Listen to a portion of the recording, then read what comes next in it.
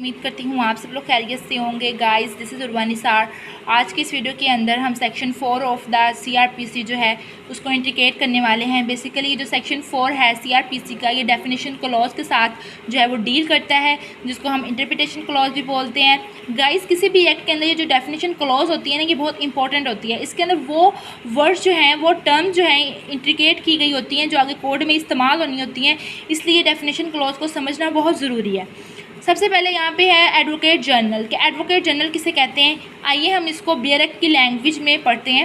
Advocate general include also government advocate or where there is no advocate general or government advocate such officers as the provincial government may from time to time appoint in this behalf. Guys, ये जो advocate general होता है ना, ये एक ऐसा practising lawyer जो कि प्रोविंशियल गवर्नमेंट की जो रिप्रेजेंटेशन करता है और प्रोविंशियल गवर्नमेंट का स्टैंस जो है वो अदालतों के सामने रखता है।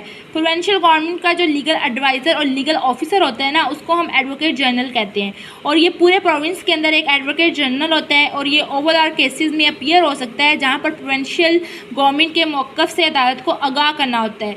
ये होता है हमारे पास एडवोकेट जनरल। और जो एडवोकेट जनरल है हर सूबे का अपना होता है और इन्होंने कोर्ट्स में इस सूबाई गवर्नमेंट को रिप्रेजेंट करना होता है। सबसे पहले जो है वो टॉप पर एडवोकेट जनरल होता है, उसके बाद एडिशनल एडवोकेट जनरल होता है और उसके बाद असिस्टेंट एडवोकेट जनरल होता है। गाइस, ये तो मैंने आपको एडवोकेट जनरल के बारे में बता दिया। साथ ही साथ में जो है वो यहाँ पे आपको अटॉर्नी जनरल के बारे में भी कुछ इन्फॉर्मेशन दे देती हूँ। वैसे तो डेफिनेशन क्लॉज के अंदर अटॉर्नी जनरल का जिक्र नहीं किया गया, बट मैं आपको बता देती हूँ। कोई भी आपसे डिफरेंस पूछ सकता है एडवोकेट जनरल का और अटॉर्नी जनरल का। तो अटॉर्नी जनरल कहते हैं कि फेडरल गवर्नमेंट का एक लीगल एडवाइज़र होता है जो कि फेडरल गवर्नमेंट को जितने भी लीगल मैटर्स होते हैं ना, उन पे असिस्ट करता है और वफाकी हुकूमत की रिप्रेजेंटेशन करता है और फेडरल गवर्नमेंट का जो स्टैंस है वो अदालतों के सामने रखता है। On the other side advocate general जो होता है वो प्रोविंशियल गवर्नमेंट का लीगल ऑफिसर होता है और लीगल एडवाइज़र होता है और वो प्रोविंशियल गवर्नमेंट की रिप्रेजेंटेशन करता है।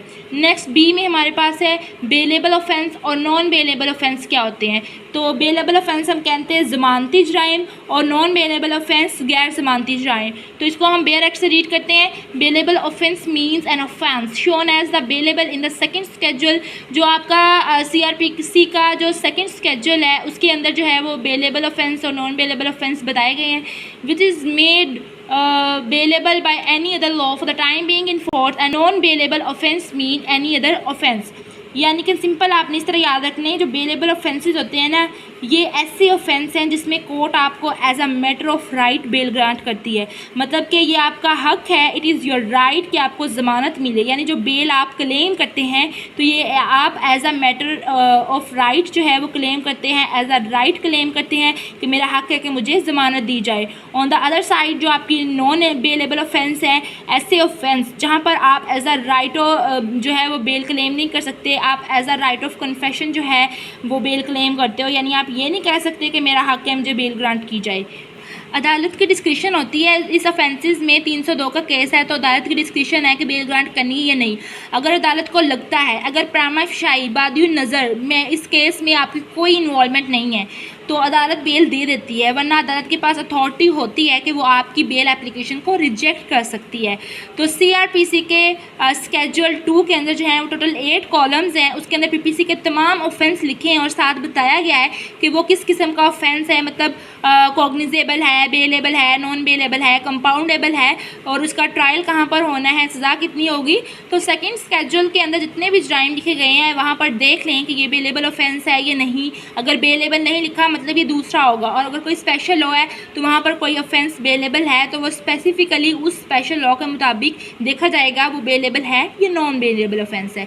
नेक्स्ट है हमारे पास चार्ज जिसको हम कहते हैं फर्द जुर्म आयद करना। इसके साथ जो है वो सीआरपीसी का सेक्शन 221 से लेकर 232 तक के सेक्शन जो हैं वो डील करते हैं। और चार्ज हम कहते हैं charge includes any head of charge when the charge contains more heads than one.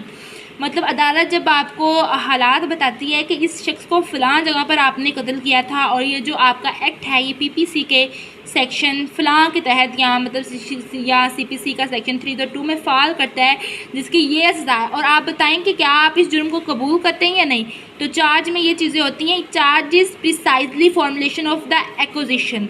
अगर तो वो जो एक्यूज़ड है वो ये कबूल कर लेता है कि उसने जुर्म किया है, फिर उसको वहीं पे सज़ा सुना दी जाती है। अगर वो कबूल नहीं करता तो फिर वहाँ से उसका ट्रायल स्टार्ट हो जाता है। तो चार्ज बेसिकली क्या होता है, it is a precisely formulation of the acquisition, यानी फर्दर जुर्म आयद करना। नेक्स्ट है हमारे पास F के अंदर कॉग्निजेबल ऑफेंस और cognizable case. Cognizable offence means an offence for, and cognizable case mean a case in which a police officer may, in accordance with the second schedule, are under any law for the time being enforce arrest without warrant. ये आपने यहाँ पे word याद रखना है, arrest without warrant. इसमें ये जो cognizable offence है इसको बोलते हैं काबिले दस्तअंदाजी जुर्म। ये कॉग्निजेबल जो ऑफेंस है ना, ये हीनियस ऑफेंस होते हैं, मींस मर्डर, हर्ट, डकैती, रॉबरी, रेप, अननेचुरल लस्ट, ये सारे जो जुर्म होते हैं ना ये आपके कॉग्निजेबल ऑफेंस होते हैं। जो आपका स्केड्यूल 2 है CRPC का, उसका जो कॉलम 3 है उसके अंदर आपको कॉग्निजेबल ऑफेंस मिलेंगे। यानी कि जब पुलिस अक्यूज को जो है वो विदाउट वारंट अरेस्ट कर सकती है और इस केस की इन्वेस्टिगेशन कर सकती है, तो वो हमारे पास कॉग्निजेबल ऑफेंस होता है। यहाँ पर आपने ऑब्जेक्टिव के लिए याद रखना है कि कॉग्निजेबल ऑफेंस में पुलिस को वारंट लेने की ज़रूरत नहीं होती मजिस्ट्रेट से। ऑफेंस हुआ, रिपोर्ट हुई, कॉग्निजेबल ऑफेंस अगर है तो FIR अंडर सेक्शन 154 होगी। अगर नॉन कॉग्निजेबल ऑफेंस है तो कंप्लेंट उसकी फिर आप करेंगे।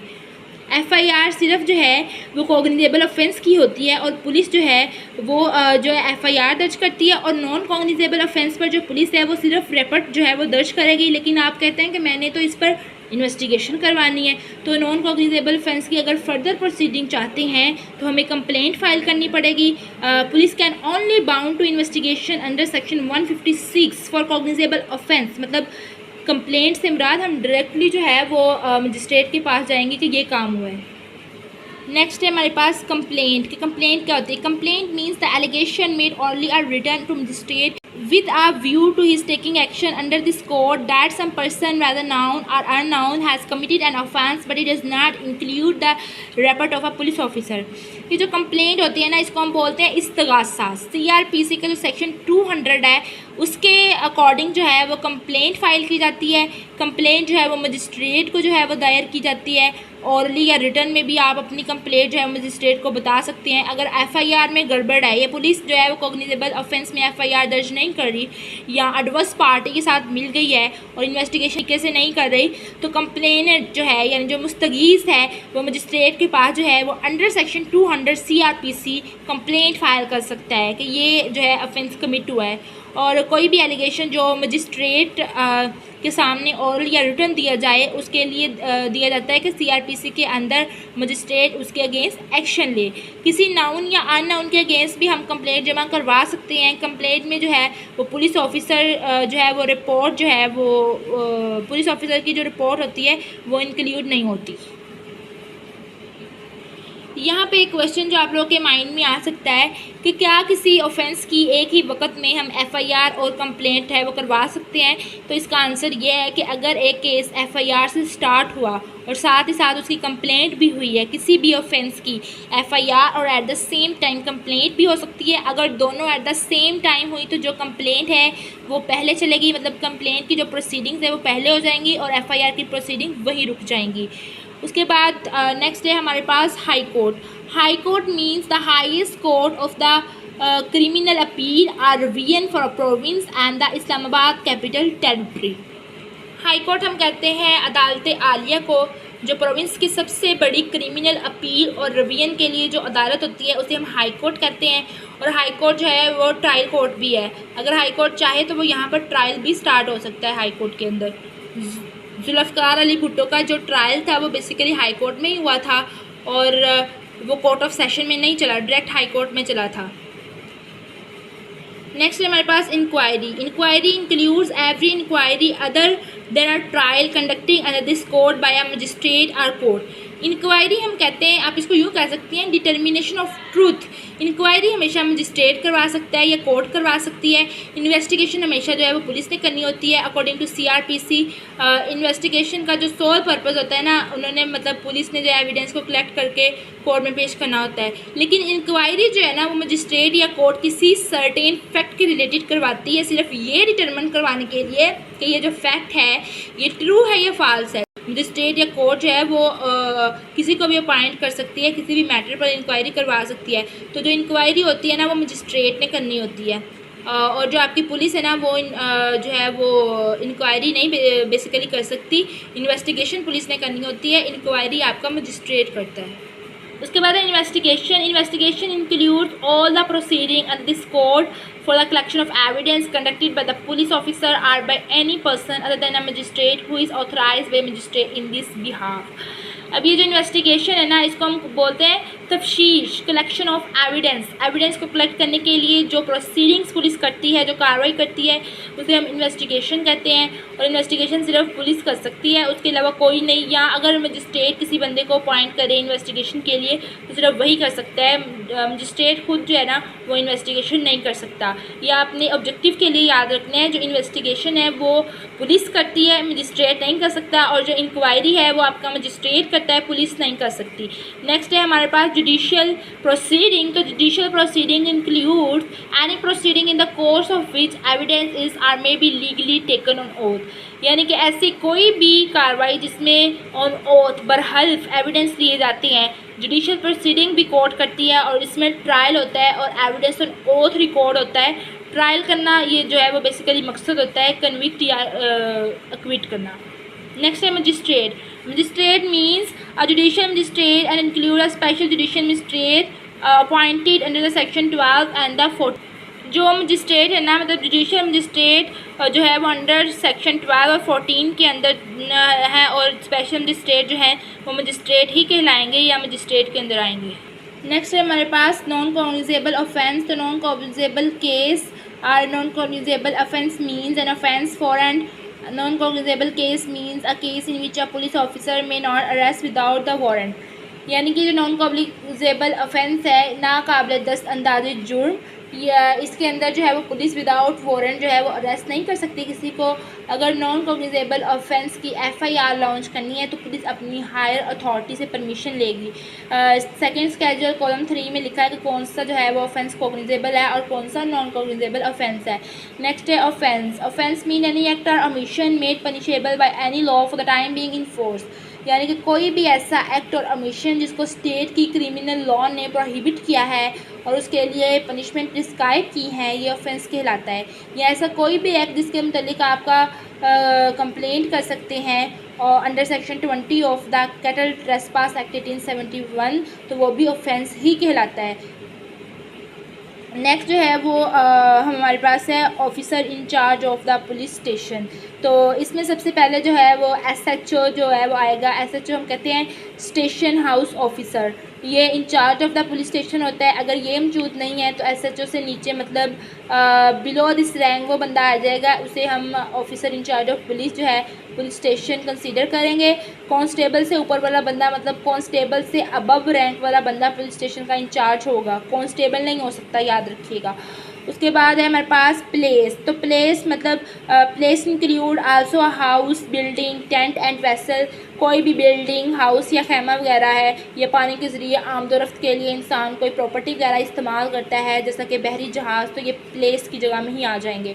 मिसाल के तौर पर बहरी जहाज़ में कोई जुर्म होता है तो वो भी प्लेस की डेफिनेशन में आता है। नेक्स्ट है प्लीडर।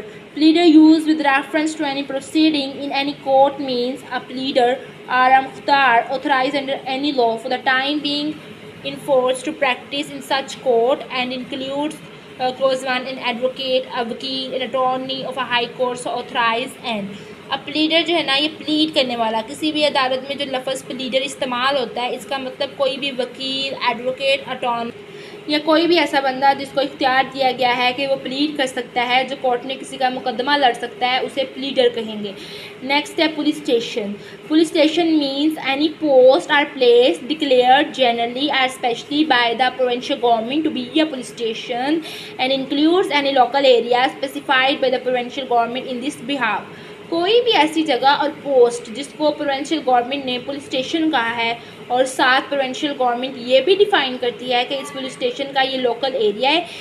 कभी आपने सुना होगा कि पुलिस स्टेशन सिटी और पुलिस स्टेशन सदर, उसका मतलब यहाँ से है कि इस पुलिस स्टेशन की जुरिस्डिक्शन है और यहाँ से बाहर इस पुलिस स्टेशन की जो है वो जुरिस्डिक्शन नहीं है। नेक्स्ट हमारे पास पब्लिक प्रोसिक्यूटर। पब्लिक प्रोसिक्यूटर कहते हैं public prosecutor means any person appointed under section 492 and includes any person acting under the direction of a public prosecutor. यानी कि जो पब्लिक प्रोसिक्यूटर है ना, इसको हम बोलते हैं सरकारी वकील। वो बंदा जो हाई कोर्ट के अंदर स्टेट को रिप्रेजेंट करता है। पब्लिक प्रोसिक्यूटर से ऊपर जो है वो एडवोकेट जनरल होता है और सेक्शन 492 ऑफ CRPC के अंदर पब्लिक प्रोसिक्यूटर को डिफ़ाइन किया गया है। कोई भी ऐसा बंदा जो पब्लिक प्रोसिक्यूटर के मतहत काम करता हो या कोई भी ऐसा बंदा जो on the behalf of state पेश होता है, प्रोसिक्यूशन कंडक्ट करता है हाई कोर्ट में, उसको हम पब्लिक प्रोसिक्यूटर बोलते हैं। नेक्स्ट है सब डिवीज़न। तो sub division means a sub division of a district. इसको ज़रा ध्यान से समझिएगा। किसी भी प्रोविंस को डिवीज़न में और डिवीज़न को डिस्ट्रिक्ट में और डिस्ट्रिक्ट को भी तहसील में डिवाइड किया जाता है। किस मकसद के लिए? For the proper administration. Suppose करें एक ज़िला है आपके पास और उसकी तहसीलों की जो एडमिनिस्ट्रेशन है वो बहुत ज़्यादा बढ़ गई है। लाहौर में आपके पास 4 तहसीलें हैं लेकिन आबादी बहुत ज़्यादा बढ़ गई है, मसाइल भी बढ़ गए हैं। जब किसी प्रोविंशियल गवर्नमेंट को लगे कि इस तहसील की एडमिनिस्ट्रेशन कंट्रोल से बाहर है, अब हमें तहसील लेवल से ऊपर आना चाहिए, लेकिन वो आबादी और जगह इतनी बड़ी नहीं है कि उसे डिस्ट्रिक्ट का दर्जा दिया जाए, तो फिर उसे सब डिवीज़न का दर्जा दे दिया जाता है। मतलब सब डिवीज़न डिक्लेयर कर दिया जाता है। डिस्ट्रिक्ट और तहसील के बीच में जो है वो सब डिवीज़न होती है। सब सेक्शन 2 जो है वो डील करता है words referring to the acts. मतलब अगर CRPC में कहीं पर भी एक्ट्स का वर्ड आ जाए तो उसका मतलब है इलीगल ओमिशन। इलीगल ओमिशन भी है। ओमिशन का मतलब आपकी कोई लीगल ड्यूटी ऑब्लिगेशन है लेकिन आप वो परफॉर्म नहीं करते। जहाँ पर लफ्ज़ एक्ट आएगा उसका मतलब ओमिशन भी होगा। कुछ ऐसे वर्ड जो इस पूरी CRPC में इस्तेमाल होते हैं या इस्तेमाल हुए हैं लेकिन इनकी डेफिनेशन यहाँ नहीं दी गई, मगर इनकी डेफिनेशन PPC में दी गई है। For example good faith, dishonestly, तो इनका वही मतलब लिया जाएगा जो PPC में दिया गया हो। तो ये था मेरा आज का लेक्चर। होप सो आपको अच्छा लगे। Thank you so much.